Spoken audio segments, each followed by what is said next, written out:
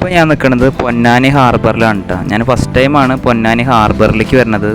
ഇവിടെ വന്നപ്പോൾ നല്ല അടിപൊളി ഒരു സ്പേസ് ആയിട്ട് എനിക്ക് തോന്നിയിട്ടാ. നല്ല ബോട്ടുകളും അതുപോലെ തന്നെ വിശാലമായിട്ടുള്ള ഒരു ഹാർബർ തന്നെയാണ് പൊന്നാനി ഹാർബർ. ഇതിൻ്റെ ഉള്ളിലേക്ക് കയറാൻ ടിക്കറ്റ് ചാർജ് ഉണ്ട്. 10 രൂപയാണ് ഒരാൾക്ക് ചാർജ് വരുന്നത്. ഇതിൻ്റെ ഉള്ളിൽ വലിയ വലിയ ബോട്ടുകൾ വരുന്നതും അതുപോലെ പോണതും ഒക്കെ നമുക്ക് കാണാൻ പറ്റും. കുറേ ബോട്ടുകൾ ഇവിടെ നങ്കൂരിട്ടിട്ട് ഇവിടെ ഇങ്ങനെ നിർത്തിയിട്ടുണ്ട്. മീൻ പിടിക്കാൻ പോയി വന്നതാണ് കേട്ടോ ഇതൊക്കെ, ഈ ബോട്ടുകളൊക്കെ.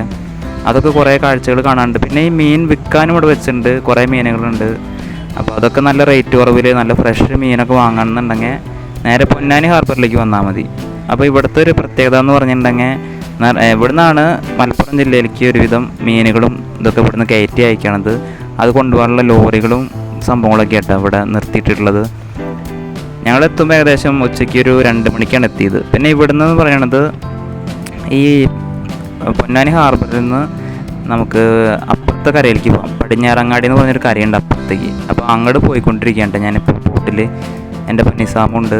അപ്പോൾ ഈ ബോട്ട് ചാർജ് എന്ന് പറയുന്നത് 20 രൂപയാണ് ഒരാൾക്ക് പൊന്നാനി ഹാർബറിൽ നിന്ന് പടിഞ്ഞാറക്കരയ്ക്ക് പോകാൻ വേണ്ടിയിട്ടുള്ളത് കേട്ടോ.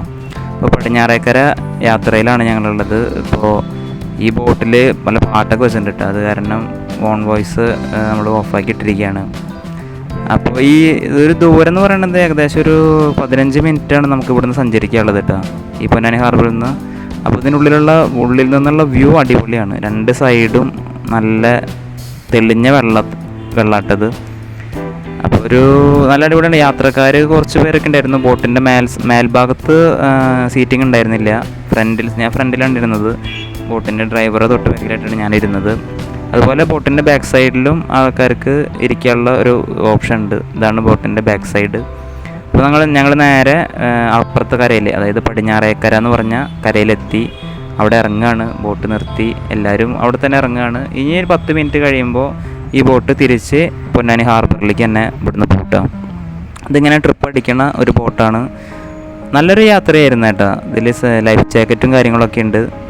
നല്ല അടിപൊളി ഒരു ബോട്ട് യാത്ര തന്നെയായിരുന്നു. അപ്പോൾ ഞങ്ങളിവിടെ ഇറങ്ങുമ്പോൾ ശ്രദ്ധിക്കണം കേട്ടോ. ഇറങ്ങുമ്പോൾ അവിടെ ഒരു ബോക്സ് വെച്ചിട്ടുണ്ട്. ആ ബോക്സുമ്പോൾ ചവിട്ടിയിട്ട് വേണം നമ്മൾ ഇറങ്ങാൻ, അല്ലെങ്കിൽ വെള്ളത്തിലേക്ക് പോകാൻ സാധ്യതയുണ്ട്. ഇറങ്ങുമ്പോൾ നല്ല സൂക്ഷിച്ച് ഒരു കൈ പിടിച്ചൊക്കെ ചെയ്യും. നമുക്ക് അങ്ങനെ പേടിക്കേണ്ട കാര്യങ്ങളൊന്നുമില്ല. അങ്ങനെ ഈ കരയിൽ നമ്മൾ പ്രധാനമായിട്ട് കാണാൻ പോകുന്നതെന്ന് പറഞ്ഞു കഴിഞ്ഞാൽ പടിഞ്ഞാറേക്കര ബീച്ച് ഉണ്ട് കേട്ടോ ഇവിടെ. ആ ബീച്ച് കാണാൻ വേണ്ടിയിട്ടാണ് ഞങ്ങൾ ഈ ബോട്ട് യാത്ര നടത്തിയിട്ട് ഈ പടിഞ്ഞാറേക്കരയിലേക്ക് വന്നിട്ടുള്ളത്.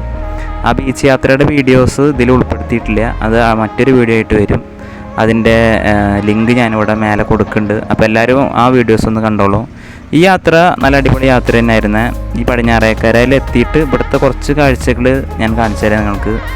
ഇവിടെ ഒരു സൈഡിലായിട്ട് കുറച്ച് ബോട്ടുകളൊക്കെ നിർത്തിയിട്ടുണ്ട്, കണ്ടില്ലേ? മീൻ പിടിക്കാൻ പോയി വന്നിട്ടുള്ള കുറച്ച് ബോട്ടുകളും കാര്യങ്ങളൊക്കെ നമുക്ക് ഇവിടുന്ന് കാണാൻ പറ്റുന്നുണ്ട്. അതുപോലെ ഒരു ബോട്ട് അവിടെ മീൻ പിടിച്ച് വന്നുകൊണ്ടിരിക്കുന്ന ഒരു ബോട്ടുണ്ട്.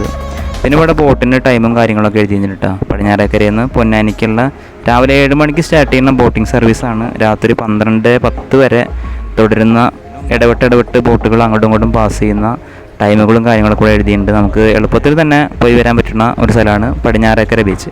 അപ്പോൾ മറ്റൊരു വീഡിയോ കാണുന്നവരേക്കും ഓക്കെ, ബൈ.